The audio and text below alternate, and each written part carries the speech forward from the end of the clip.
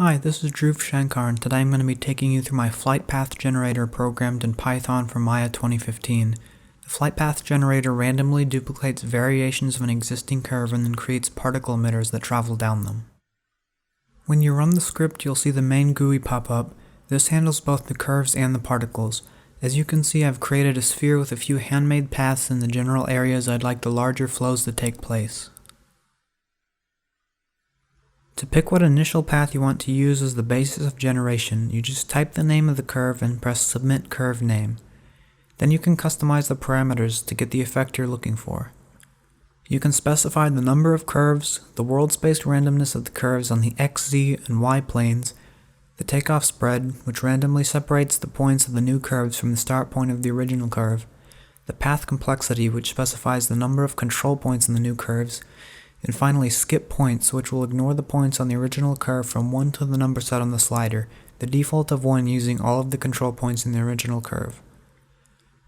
When you're ready to test your customized settings, press Create Flight Paths. This will create new curves based on the previously set name. This function can be undone in the viewport to make further tweaks to the settings.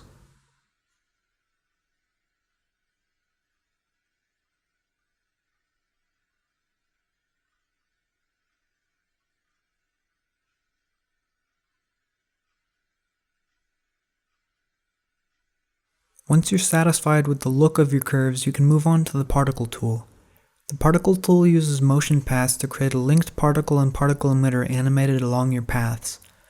Unlike the text box-based input in the curve section, the particle generator works off of which curves you currently have selected in the viewport, allowing you to create many emitters with the same settings all at once.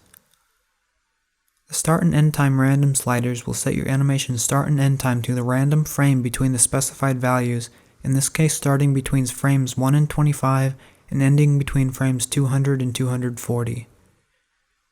If the randomness values have any chance of making the end time come before the start time, no particles will be generated and an error message will appear in the script editor. You can immediately preview your animation in the viewport and turn off NURBS curves to see it a little less occluded.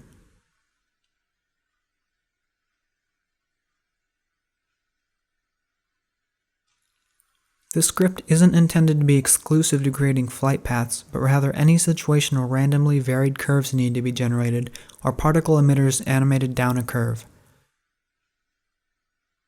Thanks for watching, and I hope this tool will help simplify your workflow in future projects.